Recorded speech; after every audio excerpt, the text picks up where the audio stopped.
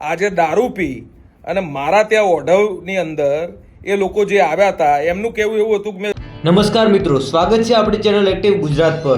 મિત્રો, ગુજરાતના લોક ગાયક વિજય સુવાળા અને સમાજ સેવક એવા દિનેશ દેસાઈ વચ્ચે એક નવો જ વિવાદ સામે આવ્યો છે। તો શું હતો આખો વિવાદ જાણીશું આ વિડીયોમાં, પરંતુ તે પહેલા જો તમે અમારી ચેનલ પર નવા હો તો ચેનલને સબસ્ક્રાઇબ જરૂરથી કરી લેજો, જેથી ગુજરાતની બધી જ સચોટ માહિતી તમારા સુધી સૌથી પહેલા પહોંચી શકે। તો ચાલો મિત્રો, વિડીયોને શરૂ કરીએ।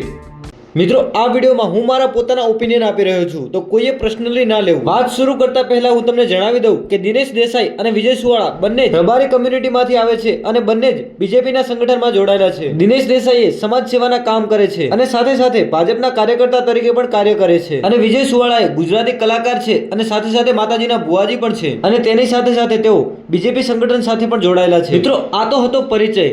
હવે વિવાદને વિગતવાર સમજીએ। આ વિવાદ સર્જાયા બાદ વિજય સુવાળાનો વિડીયો સામે આવે છે અને વિજય સુવાળા દિનેશ દેસાઈ પર અનેક એલિગેશન લગાવે છે।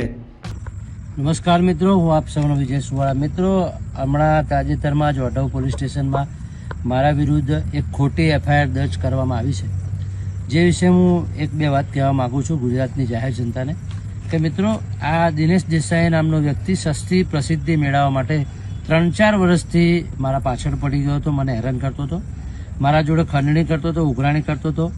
માની લઈએ દિનેશ દેસાઈ વિજય સુવાળા પાસે ખંડણી કરતો હતો, પરંતુ આટલા વર્ષો સુધી વિજય સુવાળા ક્યાં હતા? And for your kind information, Vijay Suvala અને દિનેશ દેસાઈ બંને છેલ્લા 1 વર્ષ પહેલા જ કાહવા પ્રાણ પ્રતિષ્ઠા મહોત્સવ દરમિયાન બંને સાથે જોવા મળ્યા હતા। જો દિનેશ દેસાઈએ 3-4 વર્ષ પહેલા જ વિજય સુવાળા પાસેથી ખંડણી ઉઘરાવી હોય તો એમની સાથે વિજય સુવાળા કઈ રીતે હોઈ શકે? જો કે વિજય સુવાળા સાથે મારે કોઈ પર્સનલી દુશ્મની નથી, પરંતુ તેમની વાતમાં હા કરીને ઉભા રહેવું એ પણ એક રિસ્ક વાળું કામકાજ છે, એ તો તમે જાણો જ છો। વાહ ફરે વાદળ ફરે પણ વિજય સુવાળા બોલીને ના ફરે, એ તો તમને આ ફોટો જોઈને યાદ આવી જ ગયું હશે। તો ચાલો વિડીયોમાં આગળ વધીએ। સમાજની દીકરીઓને એ અવારનવાર હેરાન કરતો હતો, જેની ફરિયાદો 5 થી 6 મારા જોડે આવી, જે વિશે અમે સામાજિક કાર્યકરો એના ત્યાં મોકલ્યા।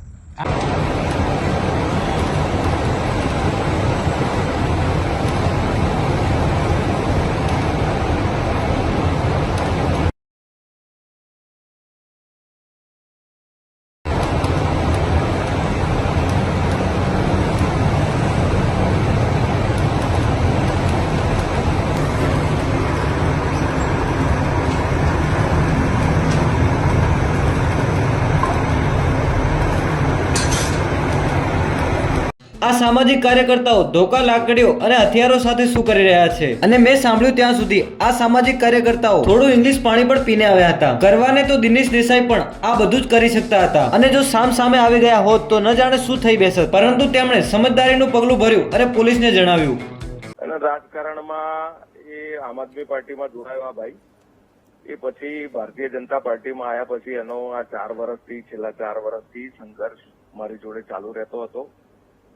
જે તે દિવસે ઘટના બની તે દિવસે દારૂના નશામાં આ લોકો બધા 50, 60, 70 લોકો 20 ગાડીઓ અને 9-10 બાઇકો સાથે ઓઢવ ખાતે, જે મારી ઓફિસ છે જ્યાં હું હાજર હતો નહીં, અને ત્યાં આગળ આવી અને લાકડી, ધારિયા, તલવાર સાથે હુમલો કરવાની કોશિશ કરી, અને તે પછી અમારા વસાહતના લોકો આવવાથી તે લોકો ત્યાંથી ફરાર થઈ ગયા।